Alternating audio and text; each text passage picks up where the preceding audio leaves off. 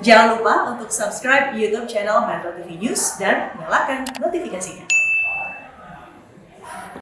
Pemirsa, Perkumpulan untuk Pemilu dan Demokrasi atau Perludem mencatat 31 daerah berpotensi calon tunggal pada pemilihan kepala daerah serentak 2020.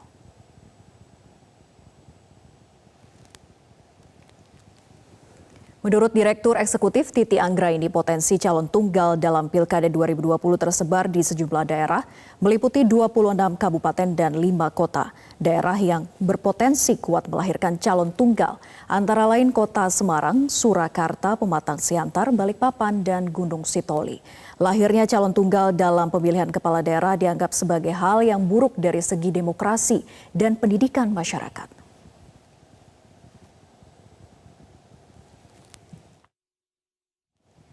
Dan pemirsa, untuk membahas mengapa pada Pilkada Serentak 2020 diperkirakan banyak calon tunggal, sudah bergabung melalui sambungan Zoom Direktur Eksekutif Perludem Titi Anggraini. Selamat pagi Mbak Titi. Selamat pagi Mbak Vera. Ya Mbak Titi, ini kan prediksi dari Perludem ada 31 daerah yang akan lawan kota kosong begitu. Lalu apa sebetulnya menjadi penyebabnya? Iya, jadi sebelum kita membahas soal penyebab, 31 daerah ini statusnya masih berpotensi. Meskipun ada sejumlah daerah kami catat 20 yang kemungkinannya sudah di atas 80%. Yang sisanya sekitar 11 daerah itu masih ada diskursus terkait dengan syarat dukungan yang dicoba untuk dipenuhi oleh calon penantang. Nah, ini memang masih potensi karena dinamikanya bergantung pada proses pendaftaran nanti yang akan berlangsung pada minggu pertama bulan September tahun 2020. Jadi statusnya masih bisa bertambah, Mbak Vera, ataupun masih bisa berkurang. Tetapi kalau dilihat dari perkembangan narasi potensi calon tunggal di daerah, bahkan saat ini data kami mencatat sudah 34 daerah yang punya potensi calon tunggal. Nah, ini mudah-mudahan saja tidak berkembang terus sampai dengan pendaftaran calon. Ada partai-partai yang tergugah untuk mengusung calonnya sendiri sehingga ada kompetisi yang lebih kompetitif di daerah. Soal penyebabnya sendiri sangat beragam. Penyebab yang pertama itu adalah sebenarnya calon yang ingin mencoba menjadi penantang itu ada, tetapi mereka tidak memenuhi persyaratan untuk mengusung calon akibat persyaratan pengusungan calon yang dirasa cukup berat, yaitu harus memiliki kursi di DPRD paling sedikit 20% atau suara dari pemilu DPRD lalu paling sedikit 25%. Nah, ini yang terjadi pada PKS misalnya di Kota Surakarta. Ketika dia tidak mengusung salah satu calon tunggal Gibran dalam hal ini, tetapi kan kursinya tidak memenuhi syarat untuk mendapatkan 20% kursi minimal tadi. Yang kedua adalah memang ada keengganan untuk mengusung karena menganggap yang pertama kader yang mereka miliki tidak terlalu mumpuni untuk melawan. Dalam hal ini memang kebanyakan Mbak Vera calon tunggal itu berlatar belakang petahana. Sangat sedikit sekali calon tunggal yang tidak berlatar belakang petahana. Hanya 1 atau 2 begitu.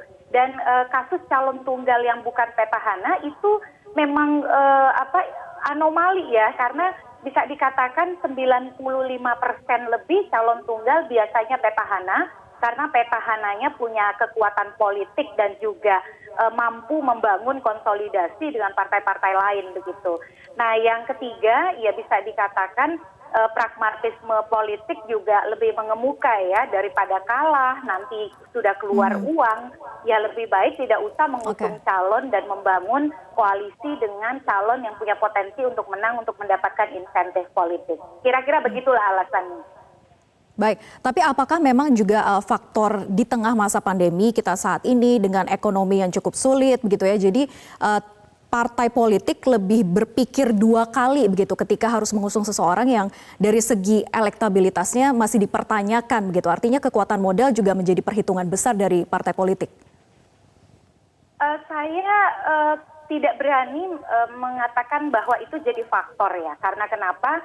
Dari Pilkada 2015 sampai 2018 memang potensinya itu terus meningkat. Di 2015 itu ada 3 daerah calon tunggal. Dan itu karena terjadi kebuntuan politik, tarik-menarik politik antara petahana dan koalisi penantang. Yang kedua, 2017 itu naik menjadi 9 daerah. Dan 2018 menjadi 16 daerah. Saya lebih melihat bahwa faktor dominannya itu memang calon tunggal ini dijadikan jalan pintas untuk mengamankan pemenangan sejak awal. Karena kalau ada penantang, probabilitas untuk menang itu kan masih bergantung pada pilihan rakyat, begitu ya.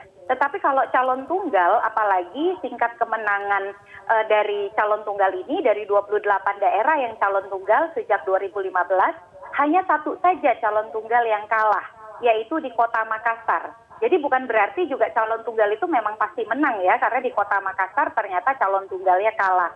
Faktor biaya lebih kepada saya kira pertimbangan-pertimbangan untuk kepentingan kampanye dan lain sebagainya. Tetapi memang dominasi alasan-alasan yang tadi saya sampaikan itu lebih mengemuka ya. Bagaimana misalnya petahana yang dianggap kuat lebih dianggap sebagai peluang untuk membangun insentif politik ketimbang membangun kompetisi politik, begitu Mbak Vera. Artinya lebih kuat karena untuk mengamankan kepentingan elit begitu ya? Betul sekali. Jadi apalagi kemudian ada beberapa daerah yang kami temui, sebenarnya pengurus di daerah itu ingin mengusung calon yang lain. Tetapi kemudian di pilkada kita ini, pengusungan calon kepala daerah itu kan wajib menyertakan rekomendasi Dewan Pimpinan Pusat Partai Politik atau DPP. Nah di sini kerap terjadi disparitas antara aspirasi daerah dengan rekom yang diberikan oleh DPP. Jadi daerahnya itu misalnya merekom calon A, lalu kemudian DPP karena rekomendasi DPP itu wajib, malah memberikan rekom pada calon B. Ini juga ada yang berkontribusi pada terjadinya calon tunggal. Nah ini sulit agak dibantah ya kalau kemudian ada peran dari elit-elit di dalam menentukan pencalonan termasuk kontribusi pada lahirnya calon tunggal. Tapi kalau berbicara kembali lagi prediksi tadi dari 31 menjadi 34 daerah dibandingkan dengan pilkada sebelum-sebelumnya begitu ya. Jelang pilkada apakah ini memang angkanya ataupun trennya mengalami peningkatan yang sangat signifikan untuk lawan kota kosong di pilkada 2020? Sangat signifikan. Sebagai perbandingan tahun 2015, ini kan pilkada 2020 adalah pengulangan siklus 5 tahunan dari pilkada 2015. 2015 dari 269 daerah yang berpilkada itu hanya ada 3 saja yang calon tunggal. Timur Tengah di daerah Timur Tengah Utara, lalu kemudian Blitar dan juga Tasikmalaya. Di 2020 ini meningkat dari daerah yang pilkada ada 270 daerah. Kalau misalnya kita tidak usah ambil angka yang maksimal ya, kita ambil angka yang probabilitasnya itu di atas 80%. Yaitu ada 20 daerah. Bayangkan peningkatannya itu dari 3 menjadi 20, itu sangat besar sekali begitu. Di atas 500%, bahkan di atas hampir 1000% ya gitu. Tetapi sekali lagi kalau dianggap bahwa ini karena COVID, biaya politik dan lain sebagainya, trennya memang meningkat karena di 2017 tadi disampaikan ada 9 daerah. Dan di 2018 menjadi 16 daerah dari 171 daerah yang pilkada. Dan sekarang kalau misalnya ambillah angka yang tadi ya probabilitasnya di atas 80%, karena tidak ada calon lain yang bisa mendapatkan tiket pencalonan, nah itu peningkatan yang memang mencerminkan tren yang sudah berlangsung sejak 2017, begitu. Baik, tren kenaikannya sangat signifikan dibandingkan dengan pilkada sebelumnya. Kemudian kalau kita melihat ke Surakarta begitu ya, pencalonan Gibran. Nah ini ada dukungan tentunya dari PDIP yang memang memiliki 30 kursi di DPRD dari 45 kursi begitu ya. Kemudian juga dukungan dari partai lain seperti Gerindra, PAN dan juga Golkar yang masing-masing memiliki 3 kursi di DPRD. Lalu kemudian kemungkinannya Mbak Titi, apakah masih ada calon yang kira-kira nekat gitu untuk melawan Gibran di Pilwakot Surakarta? Surakarta salah satu daerah yang kami klasifikasi kemungkinan terjadinya calon tunggal itu di atas 80%. Nah, karena memang partai yang ingin mengusung calon kompetitor itu tidak memenuhi persyaratan tadi ya, 20% kursi di DPRD. Karena kursi di DPRD Surakarta ini kan ada 45, lalu sudah diborong oleh PDIP kursinya 30, berarti kan sisanya hanya tinggal 15. Sisa dari yang 15 itu sudah terdistribusi juga ke Gibran, sehingga yang tinggal itu kalau dilihat dari petanya adalah tinggal PKS dengan 4 kursinya begitu. Nah, kalau dengan 4 kursi itu tidak cukup 20%, karena 20% dari 45 kan lebih dari 4 kursi. Jadi kalau dilihat dari hitung-hitungan, maka kemungkinan terjadi calon tunggal di Kota Surakarta itu hampir bisa dikatakan pasti begitu ya, kalau kemudian tidak ada perpecahan dari koalisi yang sudah menyatakan mendukung Gibran. Misalnya bisa saja lalu ada partai yang mengatakan batal mendukung dan kemudian bergabung dengan partai lain untuk mengusung calon lain. Karena dinamika ini di beberapa daerah juga terjadi. Misalnya ada satu partai yang sudah menyatakan mengusung calon A, tapi dalam perjalanan berikutnya DPP memutuskan untuk mengusung calon B. Itu juga ada yang terjadi seperti itu.